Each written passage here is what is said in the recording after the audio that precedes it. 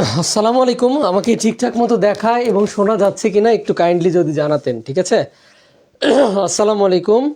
আমাকে ঠিকঠাক মতো দেখায় এবং শোনা যাচ্ছে কিনা। আমরা 19তম নিবন্ধনকে টার্গেট করে প্রশ্ন সলভের ক্লাসে যুক্ত হয়েছি। আমাকে ঠিকঠাক মতো দেখা এবং শোনা যাচ্ছে কিনা শুধুমাত্র এইটুকু বললেই হবে। আচ্ছা, আমরা প্রশ্ন সলভ শুরু করব। আমরা প্রতিদিনের মতো আজকে 2 মিনিট সময় নিয়ে নিচ্ছি, আপনাদের কাছ থেকে চেয়ে নিচ্ছি।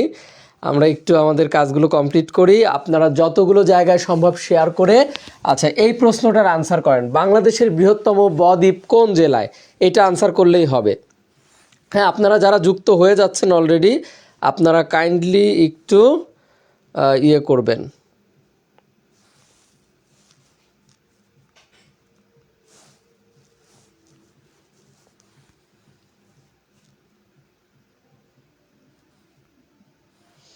আচ্ছা, অনেকেই যুক্ত হয়ে গেছেন অলরেডি। অনেক ধন্যবাদ আপনাদেরকে যারা যুক্ত হয়ে পড়েছেন অলরেডি।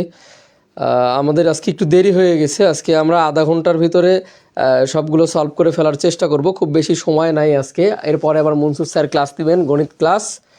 আচ্ছা, আমরা শুরু করব 1 মিনিটের মধ্যে।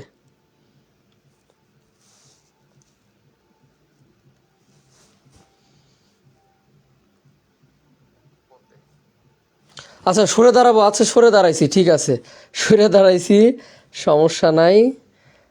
আমরা সরে দাঁড়াইছি। হ্যাঁ, আনসার করেন। এখনই শুরু করব আমরা। হ্যাঁ,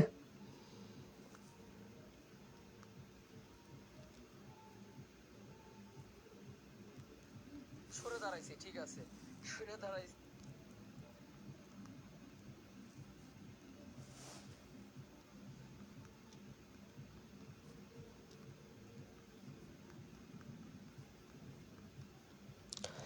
আচ্ছা, ঠিক আছে, আমরা এখনই শুরু করতে পারি। বাংলাদেশের দ্বীপ জেলা কোথায় বলেন দেখি, কে কে আনসার করতে পারেন? আজকে আপনাদের থেকে বেশি আনসার নিব, খুব বেশি সময় নাই, আপনারা আনসার করবেন, আমরা আপনাদের কাছ থেকে আনসার নিব। দেখেন, আচ্ছা, এখানে অপশন দিয়েছে বাংলাদেশের দ্বীপ জেলা কোনটি? বাংলাদেশের দ্বীপ জেলা কোনটি? অপশন দিয়েছে চাঁদপুর, ভোলা, সাতক্ষীরা, নোয়াখালী, ভোলা। দেখেন, চাঁদপুর হচ্ছে কি পদ্মা মেঘনা যমুনার হচ্ছে মিলিত স্থল, মিলিত স্থল। নোয়াখালী কি আমরা জানি, আগে নোয়াখালী আর কুমিল্লা মিলে সমতট ছিল। এগুলো আমরা সব কিছু জানি। আচ্ছা, ঠিক আছে, তাহলে এইটার আনসার কি হবে আমরা সবাই জানি, এটার আনসার হবে ভোলা। আচ্ছা, আমরা পরবর্তী কোশ্চেনে যাই। আচ্ছা, পরবর্তী কোশ্চেনে যাওয়ার আগে আমরা যারা যারা যুক্ত হয়েছি, আমরা একটু দেখতে পারি আমাদের প্রায় এই নিবন্ধন কোর্স আছে, যে কোর্সটায় যে কোশ্চেনগুলো সলভ করছেন, এই কোশ্চেন সলভের বাইরে এসে যারা আপনারা থিওরি পড়তে চাচ্ছেন তাদের জন্য আমাদের এই কোর্সটা। এই কোর্সে টোটাল বাংলা, ইংরেজি, সাধারণ জ্ঞান, বিজ্ঞান, আইসিটি সবগুলো, অর্থাৎ নিবন্ধনে যতগুলো সেক্টর থেকে প্রশ্ন আসে সাবজেক্টিভ বাদে সবগুলো প্রিপারেশান হবে। 999 টাকা কোর্স ফি, 599 টাকাতে ভর্তি হতে পারবেন। প্রথম 200 জন অলরেডি ভর্তি হচ্ছে, অনেকজন ভর্তি হয়ে গেছে। যারা ভর্তি এখনও হন নাই, দ্রুততম সময়ে ভর্তি হতে আমাদের ইনবক্সে, অথবা আমি নাম্বার বলে দিচ্ছি, টেলিগ্রাম নাম্বারে 017,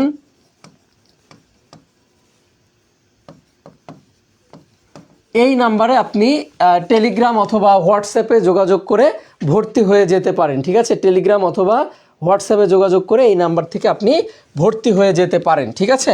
আচ্ছা, এরপরে দেখেন, কোন সাময়িক প্রধানমন্ত্রী, আচ্ছা শেখ হাসিনার প্রশ্ন বাদ, বাংলাদেশের রূপপুর পারমাণবিক প্রকল্পে সহায়তাকারী দেশ কোনটি? বলেন, বাংলাদেশে রূপপুর পারমাণবিক বিদ্যুৎ কেন্দ্রে সহায়তাকারী দেশ কোনটি? ওয়ালাইকুম আসসালাম, আলহামদুলিল্লাহ ভালো আছি।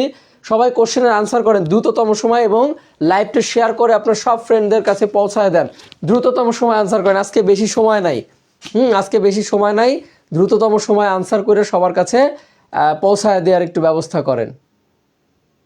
ঠিক আছে, বাংলাদেশ রূপপুর পারমাণবিক প্রকল্প যেটা, মানে অর্থাৎ বিদ্যুৎ কেন্দ্র, এই যে বড় বড় চুল্লি আছে না, এই চুল্লিগুলা যে 3-4টা বড় বড় চুল্লি আছে, এই চুল্লিতে যে রূপপুর পারমাণবিক বিদ্যুৎ কেন্দ্র যেটা দেখছেন আপনারা ছবিতে, এটা সহায়তাকারী দেশ কোনটা, মানে কোন দেশের সহায়তা এটা তৈরি হচ্ছে?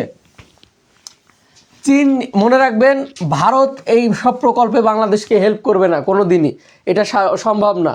হ্যাঁ, আচ্ছা, এরপরে মনে রাখবেন আমেরিকা বাংলাদেশে মানে আমেরিকার প্রজেক্টগুলো খুব কম প্রজেক্টই আছে যেগুলো বাংলাদেশে সচরাচর চলে, ঠিক আছে? আমেরিকার খুব কম প্রজেক্ট আছে যেগুলো বাংলাদেশে অ্যাজ ইউজুয়ালভাবে চলে। আচ্ছা, চীন অন্যান্য প্রজেক্ট চালাইলেও এই প্রজেক্টটা রাশিয়ার হেল্পে চলছে। কাদের? রাশিয়া। এবং রাশিয়ানদের থাকার জন্য এইখানে একটা এরিয়া তৈরি করা হয়েছে যেটাকে গ্রিন সিটি বলা হয়। গ্রিন সিটি সার্চ দিয়ে দেখবেন এই মানে রূপপুরের যেটা আমাদের বাসার পাশেই, খুব বেশি দূর না, আমরা মাঝে মধ্যে আড্ডা দিতে যাই, এটা রাশিয়া হবে আনসার। তো এইখানে হচ্ছে যে যারা থাকেন ওখানে, যারা বাংলাদেশের যারা আছেন ওরাও রাশিয়ান ভাষা শিখে গেছে। ওইখানে গেলে মনে হবে আপনি রাশিয়ায় আছেন, সব মানুষজনও রাশিয়ার, তারপর কথাবার্তা রাশিয়ার। যাই হোক, আমরা পরবর্তী কোশ্চেনে যাই। মহাস্থানগড় কোন নদীর তীরে অবস্থিত? মহাস্থানগড় কোন নদীর তীরে অবস্থিত? এই যে যমুনার ওপরের ব্রিজের নাম কি? বঙ্গবন্ধু সেতু বা এরকম কিছু বলা হয়। তারপরে হচ্ছে যে কপোতাক্ষ নদীর তীরে কোনটা? বলেন দেখি আপনারা পারেন কিনা এগুলা। আচ্ছা, অনেকে আনসার করছে, অনেক ধন্যবাদ সবাইকে। সবাই একটু লাইভটা শেয়ার করেন ভাই, রিয়্যাক্ট দিয়ে শেয়ার করেন। শেয়ার করতে না পারলেও রিয়্যাক্ট দেন, লাইভে রিয়্যাক্ট দেন এবং সবাই শেয়ার করেন। রিয়্যাক্ট না দিলে তো সমস্যা। এত 80 জন ক্লাস করছেন, 80 জন রিয়্যাক্ট দেন না, মানে ক্লাস যে করতেছেন এটা লাইক দিয়ে রাখবেন, এটাও পারেন না। লাইক শেয়ার এগুলো করতে হয়, তাহলে কি হয়, টিচারের ক্লাসের প্রতি আগ্রহ বাড়ে। আপনারা তো শুধু ক্লাস দেখেই যান। বলেন কোনটা হবে?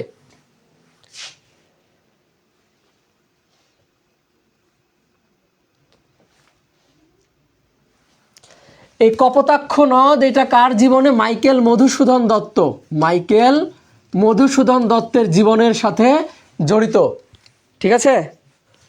যমুনা নদীর এই পাশে সিরাজগঞ্জ, ওই পাশে টাঙ্গাইল, দুই পাশে দুইটা, পশ্চিম তীরে হচ্ছে সিরাজগঞ্জ আর ওই পাশে হচ্ছে যে টাঙ্গাইল, এরকম থাকে। আচ্ছা, আমি আরেকটা প্রশ্ন বলি, বলেন তো এই মেঘনা নদী তীরে কোন শহর অবস্থিত? বললাম এটার উত্তর হবে কি? করতোয়া নদী। এটার উত্তর কি হবে? মহাস্থানগড় কোন নদীর তীরে অবস্থিত? আচ্ছা, করতোয়া নদী, গজ। আচ্ছা, এই মেঘনা নদীরটা বলেন, মেঘনা নদীর তীরে কি অবস্থিত বলেন? মুক্তিযুদ্ধে কোন 1971 সালে মুক্তিযুদ্ধে বিশেষ অবদানের জন্য কোন দুই নারীকে বীর প্রতীক উপাধি দেওয়া হয়? দেখি বলেন। দুইজনকে দেওয়া হয়। বলেন দেখি পারবেন কি না। দেখেন আমি একটু বলি, এই যে ময়মুনা বেগম উনি হবে না, এখান থেকে উনি বাদ। তারপরে এখান থেকে দেখেন, এখানে হচ্ছে যে ময়মুনা বেগম উনিও হবে না। তারপরে আপনার এখানে হচ্ছে ময়মুনা বেগম বিবিকে দিয়েছে, এটাও হবে না। দেখি এটা বলেন।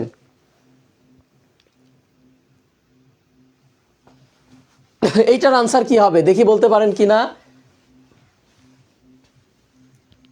এনাদের ভিতরে একজনকে নিয়ে লেখা বই বীর প্রতীকের খোঁজে। বীর প্রতীক এর খোঁজে। বীর প্রতীকের খোঁজে, এটা একটা। হ্যাঁ, বীর প্রতীকের খোঁজে। বলেন দেখি পারছেন কিনা। আমি বলে দিই, দেখেন তারামন বিবি এবং সিতারা বেগম, এই দুইজন। আচ্ছা, এরপরে দেখেন ওয়ানগালা কাদের উৎসব? ওয়ানগালা কাদের উৎসব? এখানে চাকমাদের, মারমাদের, তুর্কিদের, গারোদের। বলেন দেখি ওয়ানগালা কাদের উৎসব? বলতে পারছেন কিনা একটু দেখি। ওয়ানগালা কাদের উৎসব? দেখি এটা বলতে পারেন কিনা। ওয়ানগালা কাদের উৎসব?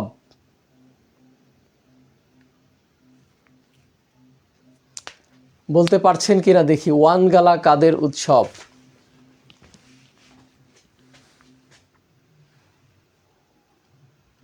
আচ্ছা, মনে রাখবেন এটা গারোদের ওয়ানগালা, তাই না? গারোদের ওয়ানগালা। আচ্ছা, তুর্কিদের তো হবেই না, চাকমা মারমাদেরও না। আচ্ছা, গেল। আমরা পরেরটায় যাই, সময় আজকে কম, 9টায় আবার ক্লাস আছে আপনাদের। বাংলাদেশে প্রথম আদমশুমারি হয় কবে? মানে বাংলাদেশে, স্বাধীন বাংলাদেশে প্রথম আদমশুমারি হয় কত সালে? দেখি আনসার করেন তো, পারেন কিনা একটু আপনারা দেখি। বাংলাদেশে প্রথম আদমশুমারি হয় কবে? দেখি আনসার করেন, এটা পারছেন কিনা। বাংলাদেশে প্রথম আদমশুমারি হয় কবে? স্বাধীন বাংলাদেশে প্রথম আদমশুমারি হয় কবে? আজকে অতিরিক্ত তথ্য দিতে পারছি না, হ্যাঁ, কারণ আমি অতিরিক্ত তথ্য দিতে গেলে অনেক টাইমের দরকার। আমি 1 মিনিট করে সময় নিছি, টোটাল 1 মিনিটের মধ্যে। এটা খুবই গুরুত্বপূর্ণ একটা প্রশ্ন। লাস্ট 2022 সালে হচ্ছে জনশুমারি হয়েছে, জনশুমারি। তাহলে লাস্ট কি হয়েছে? জনশুমারি হয়েছে, ঠিক আছে। এবং 1974 সালে স্বাধীন বাংলাদেশে প্রথম কি হয়েছে? স্বাধীন বাংলাদেশে 1974 সালে প্রথম যেটা হয়েছে সেটা হচ্ছে আদমশুমারি হয়েছে। বঙ্গভঙ্গ রদ হয় কবে? আমরা জানি বঙ্গভঙ্গ হয়েছিল কত সালে? বঙ্গভঙ্গ হয়েছিল হচ্ছে 1905 সালে হয় এটা, হ্যাঁ। আর রদ হওয়া মানে বাতিল করা হয়, বাতিল করা হয়। এটা বঙ্গভঙ্গ করেছিল যিনি, লর্ড কার্জন, লর্ড কার্জন বঙ্গভঙ্গ করেছিল। আর এই বঙ্গভঙ্গ রদ করেছিল হার্ডিংস। এই না, সরি উল্টা হয়ে গেল না, বঙ্গভঙ্গ করেই ছিল হচ্ছে যে আপনার করেছিল হার্ডিংস, আর কার্জন এসে হচ্ছে যে বঙ্গভঙ্গ কি করলো? রদ করলো মনে, নাকি আমার উল্টা হয়ে গেছে? বলেন তাই, বলেন, ভুলে গেছি আমি। হ্যাঁ, 1911 সাল হবে। বঙ্গভঙ্গ করছিল কে আর বা রদ করছিল কে? উল্টাপাল্টা হয়ে গেছে। 1915, 16, 5 হার্ডিংস। আচ্ছা, কার্জন করছিল, হার্ডিংস এসে বাতিল করছিল।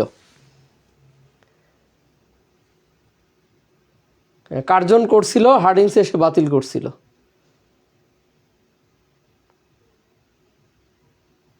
হ্যাঁ, গুড গুড গুড। হ্যাঁ, সবাই ইয়ে করেন। আচ্ছা, আমরা আবারও নতুন যারা যুক্ত হয়েছে তাদের জন্য একটু কোর্সের কথা বলি। আমাদের নিবন্ধনের কোর্সে ভর্তি চলছে। যারা ভর্তি হতে চান থিওরির ব্যাচে, তারা দ্রুততম সময় আমাদের পেজে, যে পেজ থেকে আপনি লাইভ দেখছেন, এই পেজে ইনবক্সে মেসেজ করে অথবা আমাদের টেলিগ্রাম নাম্বারে কল করে আপনি কি করতে পারেন? হচ্ছে যে আপনি হচ্ছে ইয়ে করতে পারেন, এনরোল করতে পারেন। 599 টাকা প্রথম 200 জনের জন্য। স্যার আর আমি, মনসুর স্যার আর আমি থাকবো এটার পরিচালনায়। আমরা পরেরটায় যাই। নিচের কোন কর্মসূচি, এই কি হইলো, হয়ে গেল এটা আবার। আচ্ছা, যাই হোক, নিচের কোন কর্মসূচি মেঘনা কার্টা হিসেবে পরিচিত? বলেন তো, মেঘনা কার্টা কোনটাকে বলা হতো? মানে বাংলার মেঘনা কার্টা কোনটাকে বলা হতো? মেঘনা কার্টা কি? মেঘনা কার্টা একটা আইন ছিল, ঠিক আছে, জনগণের জন্য আইন। বলেন তো বাংলার মেঘনা কার্টা কোনটা? বাংলার মেঘনা কার্টা বলা হতো কোনটাকে? দেখি বলতে পারছেন কিনা। গুড। 6 দফাকে বাংলার মেঘনা কার্টা বলা হয় কোনটাকে? 6 দফা। আজকে অতিরিক্ত তথ্য দিতে পারছি না ভাই। হিজবুল্লাহ কোন দেশের সংগঠন? এই আপনারা তো এখন সবগুলো এগুলা জেনে গেছেন। মোসাদ কোন দেশের, হিজবুল্লাহ কোন দেশের, এগুলা তো সব আপনারা জানেন। বলেন তো হিজবুল্লাহ কোন দেশের?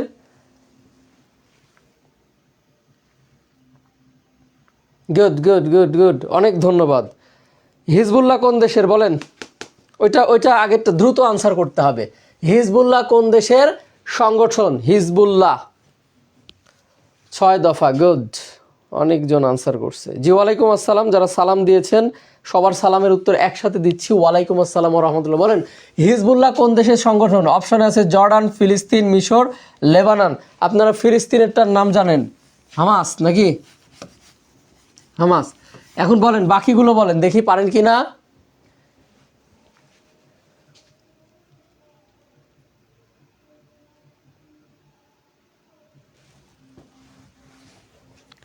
হিজবুল্লাহ কোন দেশের?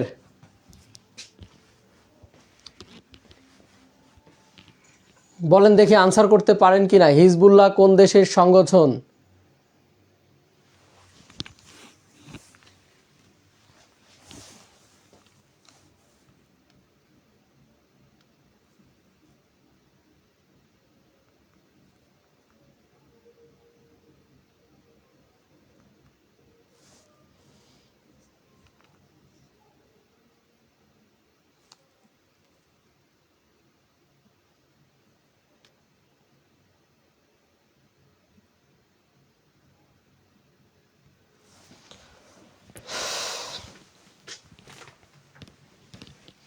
কি লেখছে, কারা আনসার করছে?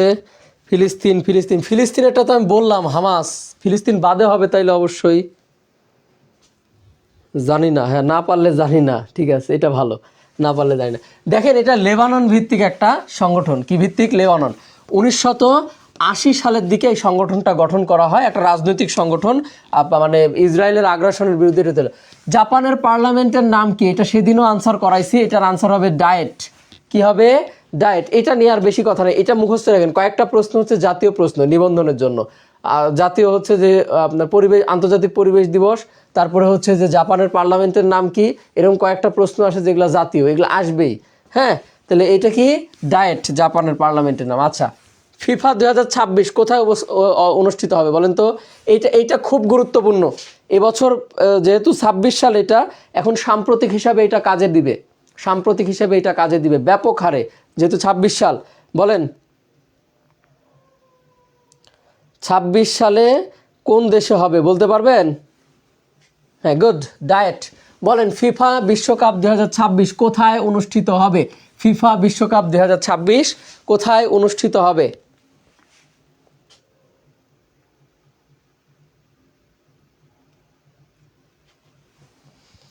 ফিফা বিশ্বকাপ 2026 কোথায় অনুষ্ঠিত হবে দেখি বলতে পারবেন কি না? কাতার, দুবাই, এটা তো বাদ, কারণ আগের বার এখানে হয়ে গেছে। ভিয়েনা, অস্ট্রেলিয়া, ভেনজে, এগুলাতেও হয়ে গেছে। উপরের দুইটার ভিতরে দেখেন তো কোনটা হয়, পারেন কি না? উপরের দুইটার মধ্যে কোনটা হয়, পারেন কি না? আচ্ছা, ক নাম্বার, তাই না? যুক্তরাষ্ট্র, কানাডা, মেক্সিকো, এই দেশগুলোতে মোটামুটি হবে। আচ্ছা দেখেন, এসডিজি জাতিসংঘের কততম সাধারণ পরিষদে গৃহীত হয়? দেখে এটা পারেন কি না? এসডিজি জাতিসংঘের কততম সাধারণ পরিষদে গৃহীত হয়? এসডিজি এর পূর্ণরূপ হচ্ছে সাস্টেনেবল ডেভেলপমেন্ট গোল। জাতিসংঘ যেটা ক্ষুধা এবং দারিদ্র্যমুক্ত পৃথিবী বিনির্মাণের জন্য 17টা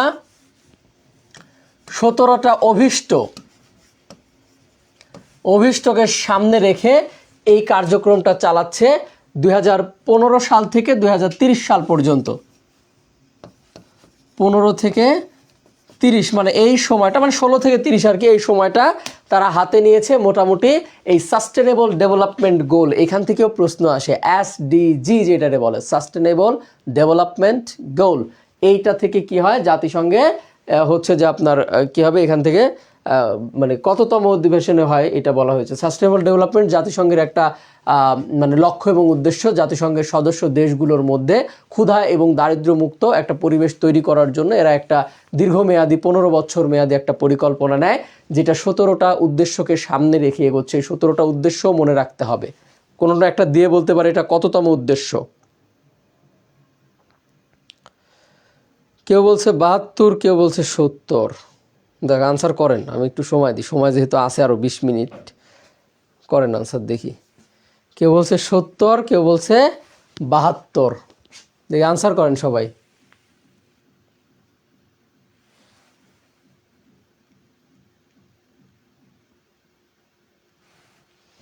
কেউ বলছে 70, কেউ বলছে 72। দেখি আনসার করেন। একজন লিখছে ক নাম্বার 55তম, তাই হয়? 55তম হয় কখনো? 55তম সেই কবে গেছে? এটা হচ্ছে 70তম। কত? 70তম। আচ্ছা আচ্ছা, আবারও আমাদের কোর্স নিয়ে আসলো, যেহেতু আমরা কোর্স পড়াচ্ছি আপনাদের এটার পাশাপাশি, এই জন্য হচ্ছে যে কোর্সের কথাটাও বলছি মধ্যে মধ্যে, যে আমাদের কোর্সে যারা ভর্তি হবেন তারা এনরোল করার জন্য যেই পেজ থেকে লাইভ ক্লাসটা দেখছেন সেই পেজেই ইনবক্স করে আপনি কোর্সে ভর্তি হতে পারবেন। এখানে 6টা বিষয়ের উপরে পড়ানো হবে, সকল অভিজ্ঞ টিচার থাকবেন এখানে, এবং এই টিচাররা হচ্ছে যে ক্লাস নেবেন এই আপনার এই বাংলা, ইংরেজি, গণিত, সাধারণ জ্ঞান, মানে আমরা দুজন সাধারণ জ্ঞান আর গণিত পড়াবো, আমরা স্যার আর আমি, আর অন্যান্য সাবজেক্টের টিচার থাকবেন, ঠিক আছে? আচ্ছা, থাইল্যান্ডের মুদ্রার নাম কি? দেখি এবার অনেকে পারবেন না, দেখি থাইল্যান্ডের মুদ্রার নাম কি, দেখি পারেন কি না এটা। থাইল্যান্ডের মুদ্রার নাম কি? এইবার মনে হয় সবাই একটু কাঁপাকাঁপি বেঁধে দেবে। বলেন তো দেখি থাইল্যান্ডের মুদ্রার নাম কি, পারছেন কি না একটু দেখি। থাইল্যান্ডের মুদ্রার নাম কি? থাইল্যান্ডের মুদ্রার নাম কি বলেন দেখি।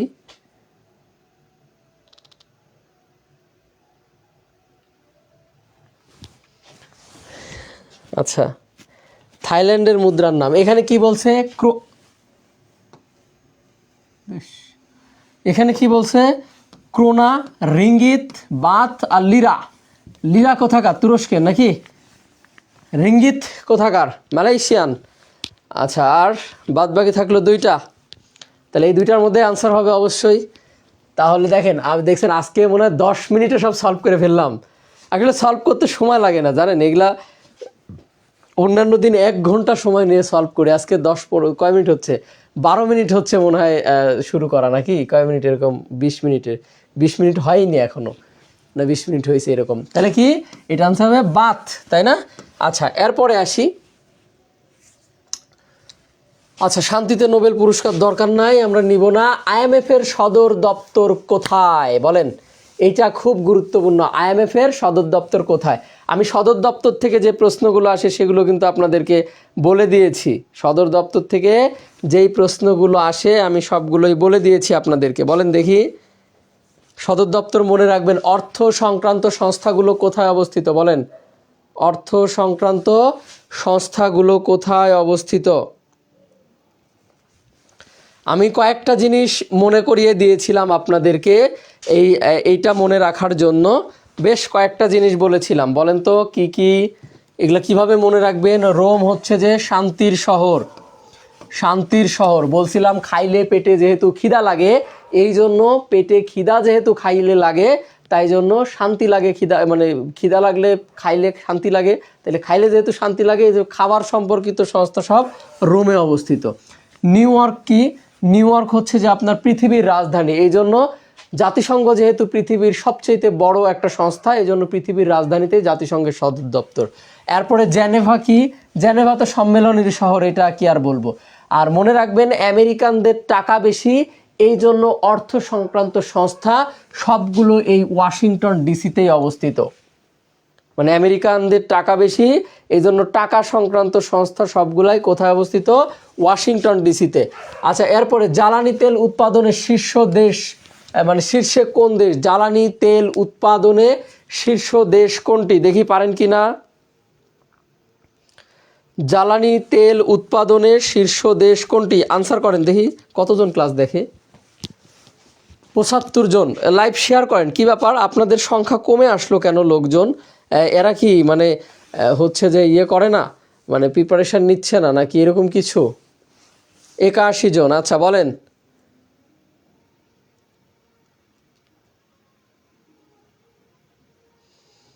এটা ভুল করবে অনেকেই।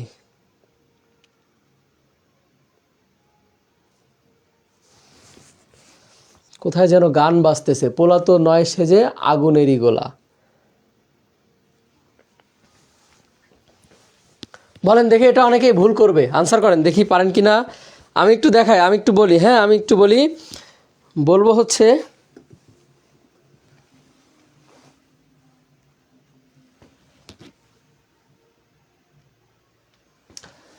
দেখেন, জ্বালানি তেল উৎপাদনের শীর্ষ দেশ কোনটি?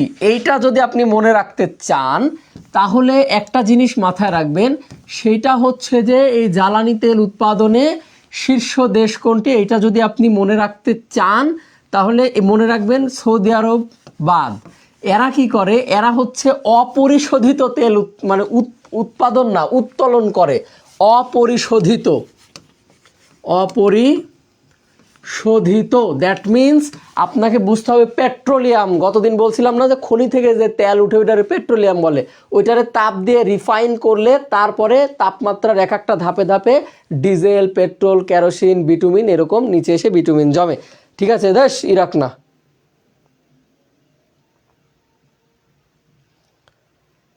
ইরাক না, যুক্তরাষ্ট্র হবে। এরা তেল কিনে নিয়ে যায়, পরিশোধন করে। যে জ্বালানি তেল মানে আপনি যখন একটা তেল তোলে, খনি থেকে তেল তোলা হয়, পেট্রোলিয়াম উত্তোলন করা হয়, তখন সেটা জ্বালানোর উপযুক্ত থাকে না। ঠিক আছে, সেটারে রিফাইন করে, প্রসেস করে তারপরে তেল বানাতে। এই তো আপনারা ভুল, আমি বললাম না এটা অনেকে ভুল করবেন, এই দুইটা দিবেন অনেকে। যুক্তরাষ্ট্র হবে। ঠিক আছে। আচ্ছা, লেইস ফেয়ার নীতি কোনটির সাথে সম্পর্কিত বলেন তো? লেইস ফেয়ার নীতি কোনটির সাথে? শেয়ার প্লাস রিয়াক্ট, ডান, গুড। বলেন কোনটার সাথে যুক্ত? লেইস ফেয়ার কোনটার সাথে যুক্ত? আনসার করেন দেখি পারেন কি না। আজকে সময় একটু তাড়াতাড়ি পার করে ফেলাইছি, মানে তাড়াতাড়ি পড়াইতে যায়, বেশি তাড়াতাড়ি হয়ে গেছে। অন্য দিন আলোচনা করি, আজকে আলোচনাও করি নাই।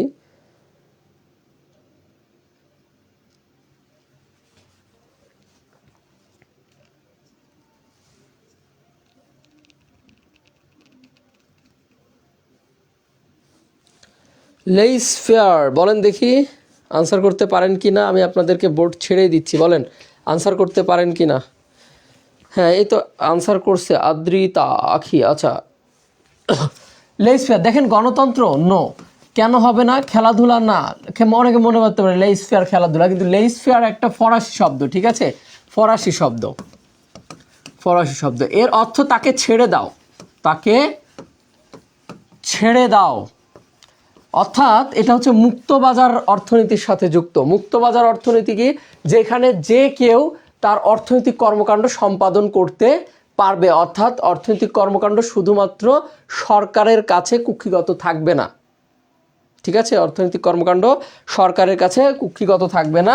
মুক্ত বাজার অর্থনীতি, যে যে কোনো জায়গায় তার অর্থনৈতিক কর্মকাণ্ড পরিচালনা করতে পারে, যে যে কোনো জায়গায় তার অর্থনৈতিক কর্মকাণ্ড বা কার্যক্রম পরিচালনা করতে পারে। আমরা পরে কোশ্চেনে যাই। কোনটি জলবায়ুর উপাদান নয়? দেখি বলেন তো, এটা পারেন কি না? কোনটা জলবায়ুর? যারা এই যে পারতেছেন না, বুঝতেছেন, ফিল করতেছেন যে পারতে হবে, পড়তে হবে, পরীক্ষায় এক্সাম দিতে হবে আমাকে, তারা কোর্সে ভর্তি হয়ে যান, ঠিক আছে? এটা তো ফ্রি চলছেই, কোশ্চেন সলভ, আর থিওরির ব্যাচে ভর্তি হয়ে যান, একদম প্রথম থেকে পড়ানো হবে সব কিছু, ওইখানে আপনি ভর্তি হয়ে যেতে পারেন। প্রথম থেকে চেষ্টা করা হবে সব কিছু ক্লিয়ার করে দেওয়ার জন্য আপনাকে, ঠিক আছে? যারা পারতেছেন না বা দেখে আনসার করতেছেন বা শুধুমাত্র ক্লাস দেখছেন, তাদের উদ্দেশ্যে বলছি, তারা হচ্ছে যে আপনারা ইয়ে করেন, ওইটাকে কি বলে, কোর্সে ভর্তি হয়ে যান। দ্যাটস ওয়াই আপনি সব কিছু এগুলা বেসিক থেকে শিখতে পারবেন, ঠিক আছে?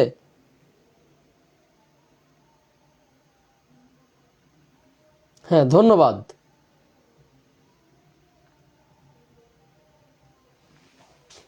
সমুদ্রের স্রোত, একজন লিখছে বাড়িপাত। জলবায়ুর উপাদান নয় কোনটি বলেন?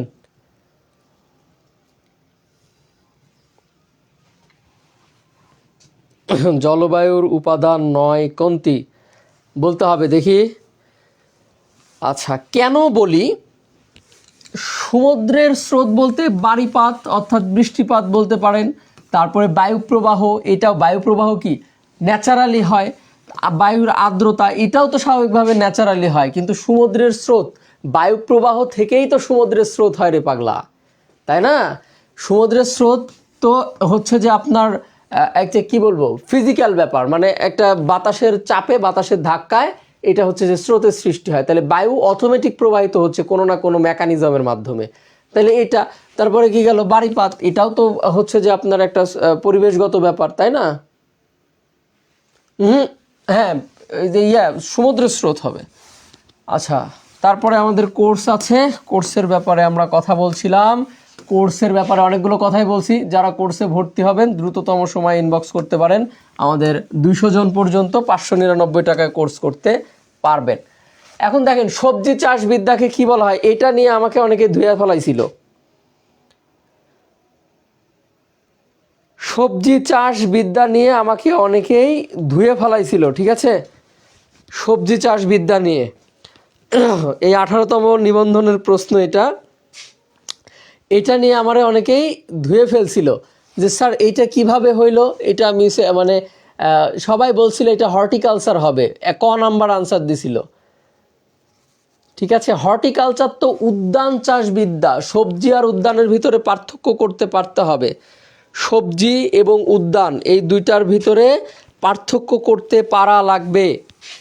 ম্যাক্সিমাম বড় বড় প্ল্যাটফর্মগুলো এই হর্টিকালচার বলছিল, হর্টিকালচার মানে উদ্যান, উদ্যান, উদ্যান কখনো, উদ্যান হচ্ছে এটা বৃক্ষ দিয়ে তৈরি হয়, উদ্যান কি বৃক্ষ দিয়ে তৈরি হয়, এটার আনসার হবে ভেজিকালচার, ঠিক আছে? আচ্ছা বাংলাদেশের সবচেয়ে ভূমিকম্প ঝুঁকির অঞ্চল কোনটি বলেন দেখি? হর্টিকালচার যারা দিয়েছিলেন ভুল, জানতেন তারাও ভুল। কিভাবে হয় হর্টিকালচার, এটা ভেজিকালচার হবে। আচ্ছা এরপরে আনসার করেন, এইটা আনসার করেন, বাংলাদেশের সবচেয়ে ভূমিকম্প প্রবণ এলাকা কোনটা? আনসার করেন দেখি। বাংলাদেশের সবচাইতে ভূমিকম্প প্রবণ অঞ্চল কোনটি?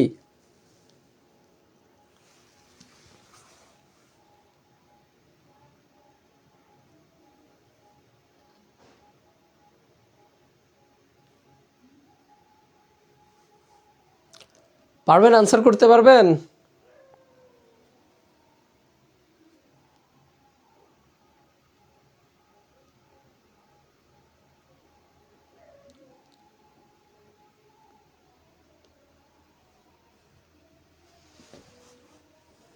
কি আনসার করতেছে? এইটা কততম নিবন্ধন এটা তো বলা যাবে না ভাই, তাহলে তো আপনি বই দেখে আনসার করবেন, এটা বলা যাবে না। আপনি মানে পাইকারি দরে আনসার করেন, এই কততম নিবন্ধন এটা বলা যাবে না।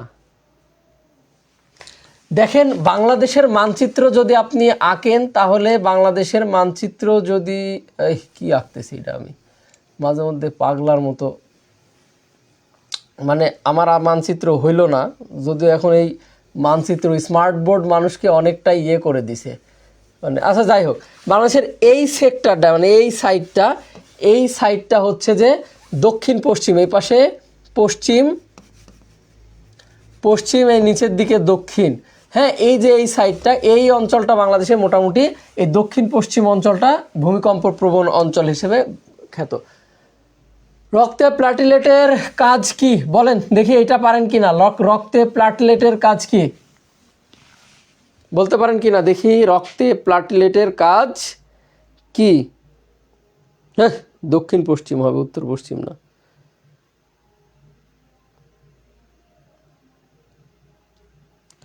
রক্তে প্লাটিলেটের কাজ কি দেখি বলেন।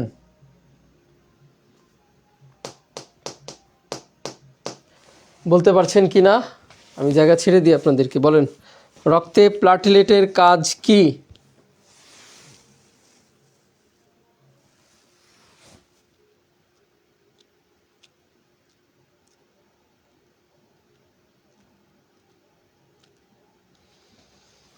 এটা কিন্তু আমি বলছিলাম ক্লাসের আগে, বলেন দেখি এটা পারেন কি না।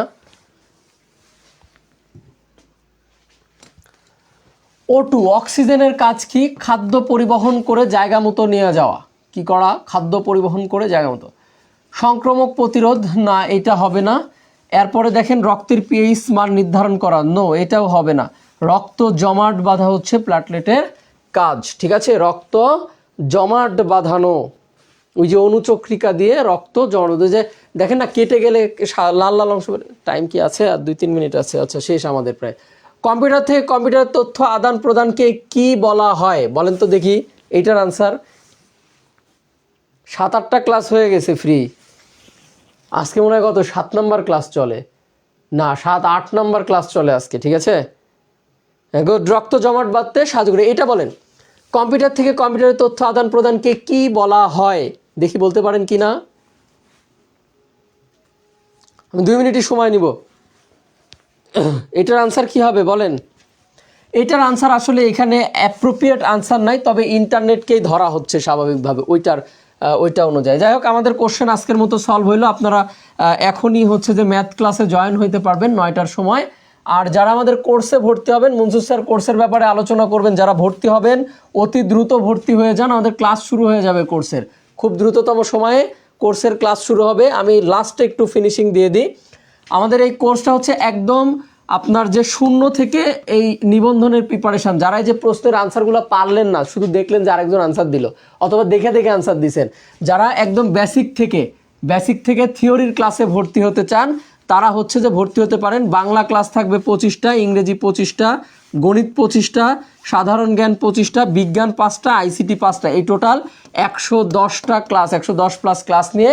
এবং এক্সামও থাকবে, প্রত্যেকটা চ্যাপ্টারের ওপরে এক্সাম হবে, প্লাস হচ্ছে যে আপনি পরীক্ষার আগ পর্যন্ত ক্লাসগুলো আমাদের কাছ থেকে রেকর্ড পাবেন। হ্যাঁ, এবং কোর্স ফি 999 টাকা নির্ধারণ করা হয়েছে। আর হচ্ছে প্রথম 200 জনের জন্য 599 টাকা কোর্স ফি নির্ধারণ করা হয়েছে। যারা ভর্তি হবেন দ্রুততম সময়ে এনরোল করে ফেলেন। এনরোলের প্রসেস আমি বলে দিয়েছিলাম। এনরোলের প্রসেস হচ্ছে, আমি আগেও বলে দিয়েছিলাম, আপনি যেই পেজ থেকে ক্লাস দেখছেন এই পেজে ইনবক্স করতে পারেন, অথবা এই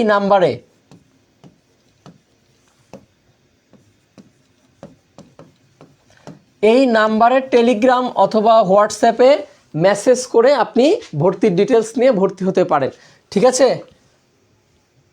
এইটা হচ্ছে আমাদের ফোন নাম্বার।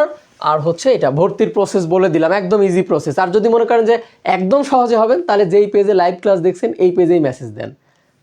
মানে আপনি হাসান স্যার পেজ থেকে দেখেন, জব এইডে দেখেন, আর মুনসুর জব ম্যাথে দেখেন, যেটাতেই দেখেন সেটাতেই মেসেজ করলে আপনি ভর্তি হতে পারবেন। তো ঠিক আছে, আপনাদের মুনসুর স্যার ক্লাস নেবেন এখনই, গণিত ক্লাস এই আর 5 মিনিটের মধ্যে শুরু হবে। আপনারা যারা ক্লাস করবেন দ্রুত যুক্ত হন। হ্যাঁ।